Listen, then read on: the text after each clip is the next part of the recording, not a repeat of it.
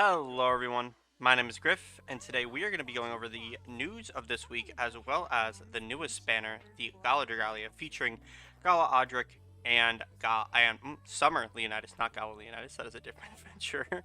But before we do, I just quickly want to get into the news of this week. So for starters, we have this event information. This is basically just going over the fact that there are certain quests that are on double drops or half reward, or double rewards rather, pertaining to light adventures, some wind adventures, and then the high dragons are rotating. When this kind of thing rolls around, you do want to grind out the story mostly because the double drops in the story means that you can get the dragon essences very quickly. So I do think people should look into that. Then we have Legend Tartarus was added yesterday, or actually at reset. I'm going to end up doing this at some point, but it's pretty cool to see him. And he's the last legend fight to be added, so hopefully this will be a mark of an end of an era in Dragalia Lost as we move off of the Agito and into the Sinister Dominion. It's going to be pretty interesting to see what they do for the anniversary because I believe that the next endgame content would have dropped on the anniversary.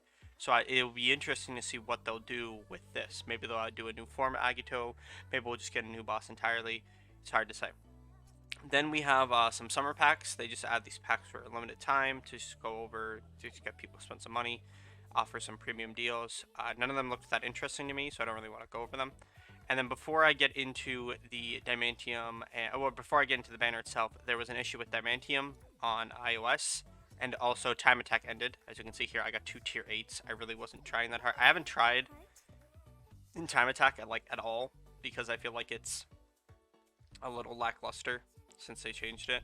I was really one of the people who didn't like the old Time Attack, but it's a little bit different now. I kind of just use it to get your honey every day, get your wings every day, get your champion testments from running through it. I do like this system more, but I don't really care about the placements, which is fine because it's good. I think that people don't care about the placements in general. But next we have the coup de grace of the banner itself, the Gala Dragalia, and it is featuring Gala Audric and Summer Leonidas. As I said before, Gala Audric is a light axe and Summer Leonidas is a shadow lance. Now, as far as I'm concerned, the best thing on this banner is Gala Audric. I was looking through some posts today and talking to some people on Discord and Reddit about Gala Audric, and from what I can tell, I haven't seen a clear, not to say that there isn't one, I just haven't seen a clear of Legend Tartarus without Gala Audric. So I'm not going to say he's necessary for that. I'm not going to say that I'm presuming he's good for it. I'm probably going to pull him before I even try that fight because I do want him. I do want to, do that fight. But I do think that, if you're generally in a good place with light content, before we even get into his kit, I'm going to give you the verdict for this banner right now. The next banner is probably going to be a prize showcase featuring Shell. Then we're going to get into the next month, which we'll see on this month under Dragalia Lost, whatever they have planned for it. And then additionally, at the end of that month, we'll have a dragon. Then start of September, we'll have some banners probably. And then we're going to have anniversary in 2 months. So 2 months, we're 2 months away from anniversary. Usually on the anniversary banner, they put every Gala adventure on there as well as the focus one. And additionally, they usually add free summons or sparking or something to it. So it might be tactical for you to skip Gala Audric for now, and then resummon him on the Gala adventure on the anniversary.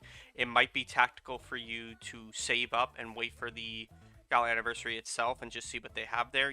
There's a lot of big things coming up. There could be a collab in November after it.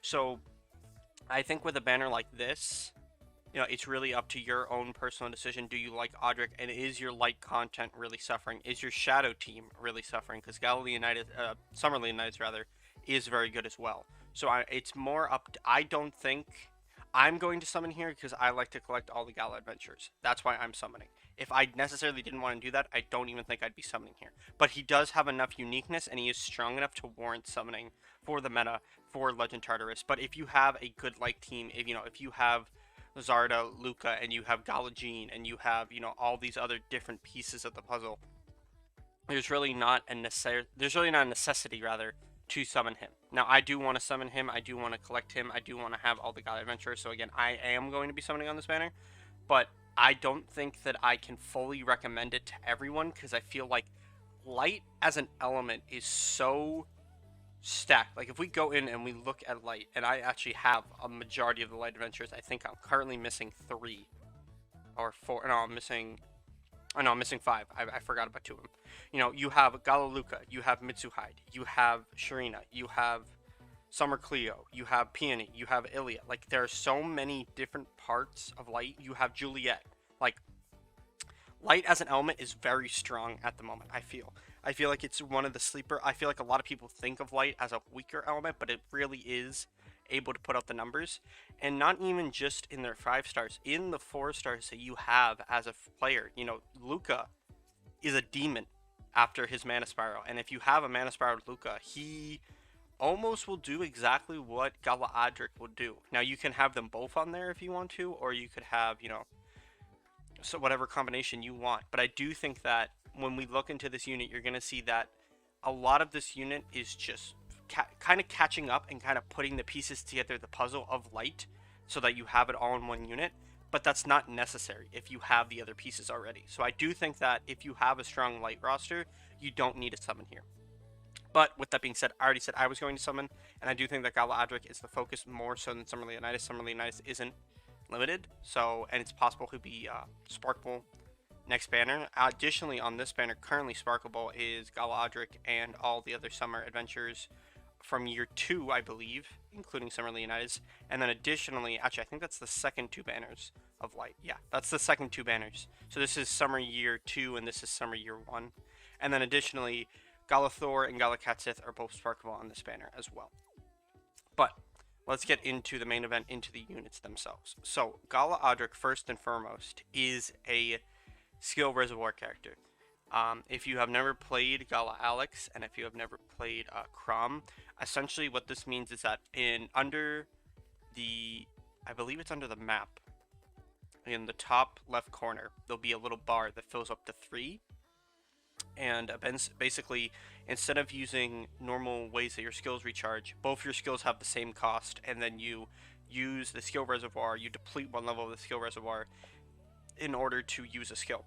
So additionally, just to start, both his skills have the same cost of about a little over 1000 SP, which makes him incredibly strong already. Then both of his skills also have skill chain, which I believe skill chain is when you use a skill, and then if you use the same skill or a different skill, it will chain into the other one. So we can see here, after using the skill for a set period of time, it will be possible to trigger a skill chain rather. So essentially, it's just using skills in repetition in order to gain new effects. So just a brief overview of that. Do I think that's good? Extremely. I think Gala Alex kind of broke the game when she came out because of how strong she was and what she was able to do with skill chaining and with you know, just in general. I do think that he is a bit weaker, but we're going to see why. So, consumes 1 level of the user's skill reservoir, deals damage directly head to enemy, inflicts flash burn, and dispels 1 buff from each target. If using the skill after using the skill for a set period of time, it is possible to trigger a skill chain.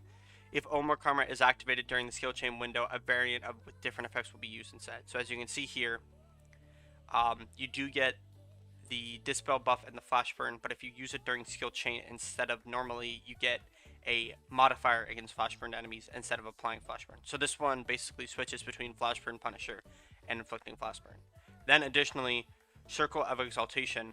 Now for those who pay attention to unit names or skill names, you might notice that this is actually a combination of Uden, Audric's, Aurelius's, and actually Nott's moves. They follow the Circlet and Exaltation, or Exalted, in all of their skill names. I was surprised to see that he didn't have it on his first one, but he has it both in the second one. And there's actually a huge chart you can find of going over all the ones like Nott copies Uden copies Aurelius kind of thing. Like, it's pretty funny to see. But anyway, Circle of Exaltation consumes 1 level of the skill reservoir and deals damage directly ahead. If the skill, after using the skill for a set period of time, will possibly trigger a skill chain. If Circle of Exaltation is activated during this window, a special variant with different effects will be used. And essentially, again, you get the same damage, but you add the flash burn. So basically, his first skill has Dispel and flash burn, and it's a bit weaker. And then the second skill is much stronger damage-wise, and also can get the flash burn Punisher. So essentially, if you want utility, use the first skill. If you want damage, use the second skill. Pretty basic. pretty strong. His co-ability is unique for him within his element. It is not unique within the game. The other adventures that have this are Valentine's Melody and Halloween Mim. Critical damage, it's good on certain units, on really high DPS critting units. The only thing is that a lot of those require unique buffs or non-unique buffs for critical damage.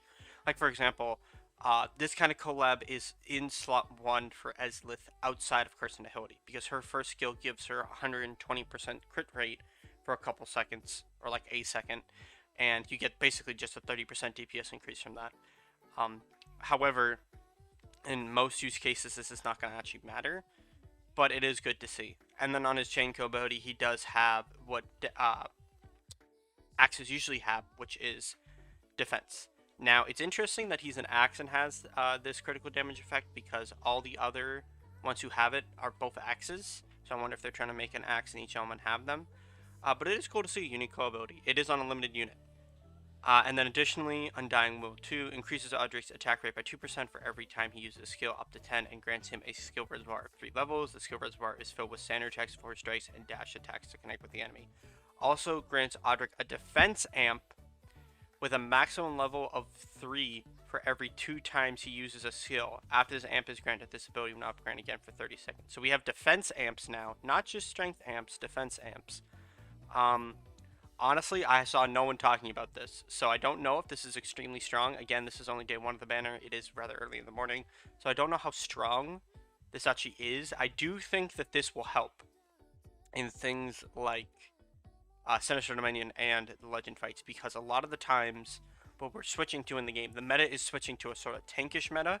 Like, for example, Juliet is extremely strong on Lilith because she is able to tank so much, and a defense amp would help with that, obviously. So it is cool to see that they are doing that, and presumably it would go up to a team strength amp, and presumably he would be able to get this very quickly. So I do think that this actually will be pretty important in his kit. And you have Interdimensional Blessing, which reduces ability, poison, and curse, and then Gauge Accelerator, so he will be able to break faster. So yeah, pretty textbook unit, pretty basic unit in all things considered. He does have a few bit of flares in him, but I do think that he is very, very simple to understand as far as a Gala unit goes, especially from what we've had recently. But I do think that he, as I said, he kind of is a perfect unit to put into any team. You know, he has amping, he has Dispel, he has Flashburn, he has Flashburn Punisher. Like, all those things are going to work together in his favor, and his numbers are good, and his SP is good. So, you know, all of that's just going to work in his favor. So I do think that he is a very good unit. Then we have Summer Leonidas, who is a Shadow Lance, pretty interesting, kind of stacked pool, and this is a Dragon Drive unit. So all those who are wishing to see Summer Mars, unfortunately you wouldn't be seeing no Summer Mars, but we do have a Dragon Drive unit here. And Exalted Vanquisher deals damage to enemies directly in a line and partially fills the user's Dragon Drive gave it the attack connects. During Dragon Drive, deals damage to enemies in a line and lowers their Shadow Bite resistance. So I believe this is the first case of Shadow Blight resistance diminisher. Super strong, obviously.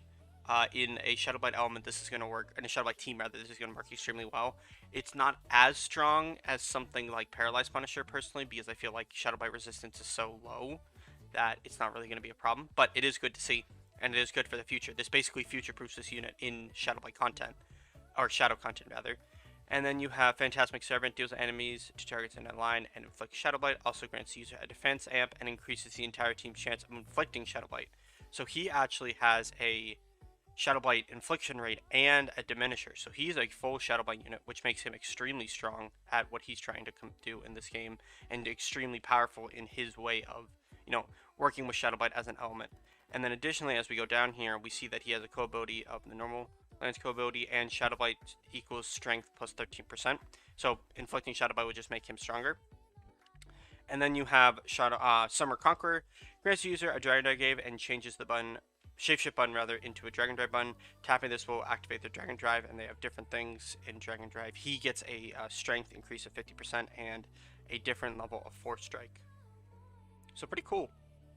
And then he has Violent Therese and Shadow Blight Edge, which increases the chance of inflicting Shadow Blight by 50%. So he is fully Shadow Blight out. I do think this actually kind of limits him a little, but I do think that he has the potential to be a very good auto backline unit. Because essentially what he's going to do In his he's going to have defense amps, which means he's going to be making your team more tanky. He's going to also increase your chance of inflicting and diminish their Shadow Blight resistance. I can't speak right now. Which is extremely good in an auto setting because it means you don't really have to worry about how optimal your team's going because they'll always be able to inflict it, and then additionally he'll be inflicting it. So a little bit too Shadow Blighty for my taste, but I do think that he has a place in the meta, and I do think that he's strong. But that is it for this banner, and that's going to be it for this video. I will be summoning on this banner, obviously, as I said multiple times, so make sure you stay tuned for that. Thank you all so much for watching, and I will see you guys next time.